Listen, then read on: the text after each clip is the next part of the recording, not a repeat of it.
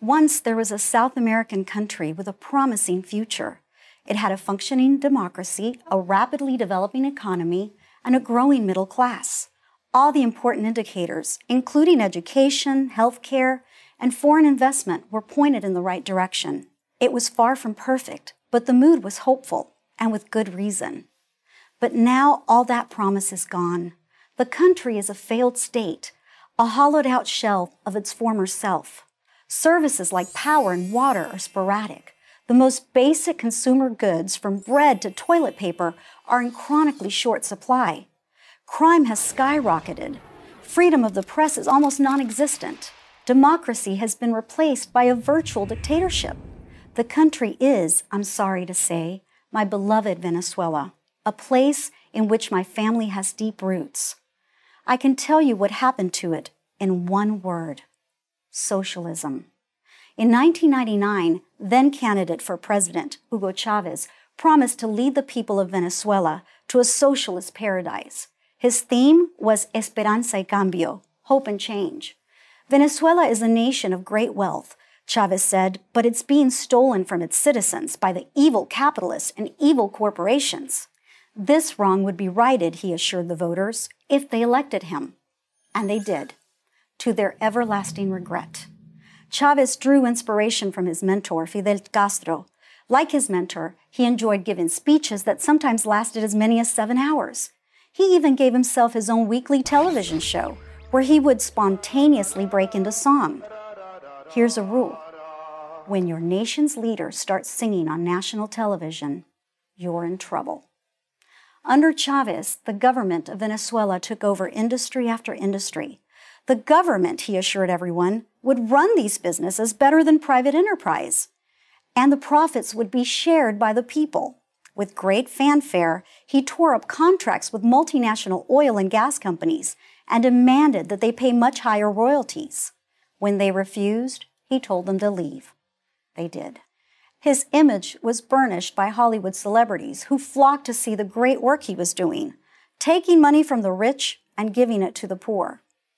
Progressive politicians from the U.S. and Europe also praised him lavishly.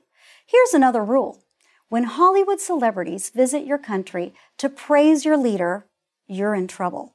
When the leader sings on national television and is praised by Hollywood celebrities, you're doomed.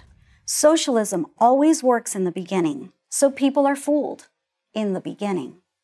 It's easy for governments to confiscate money, but eventually, there's no more money to confiscate. In the case of Venezuela, I mean that literally. People who could get money out of the country did. Many left the country altogether. Nearly 2 million, according to Venezuelan sociologist Tomás Paez. The wealth creators continue to create wealth, but they created it somewhere else, Miami or Madrid, and other places around the world. When Chavez first ran for president in 1999, he said he would leave in 2 years if people weren't happy with him. But, like Castro, Chavez never had any intention of giving up power. He died in office in 2013, replaced by his vice president, Nicolás Maduro. Maduro is Chavez without the charisma or the voice. The country is now a pariah, shunned by the world and isolated. It's so bad that many international airlines refuse to fly there. People stand in lines for hours just to get food. Sometimes they walk away empty-handed. A recent survey found that 75% of Venezuelan adults lost weight in 2016, an average of 19 pounds. This national weight loss program is known cynically as the Maduro diet. Still, Maduro holds on to power. Opposition leaders and journalists who report the truth are jailed. Venezuela is a cautionary tale.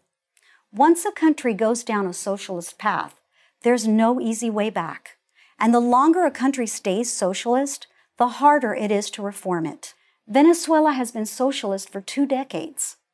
If you don't think it can happen here, whether here is the United States or Europe or anywhere else, you're fooling yourself.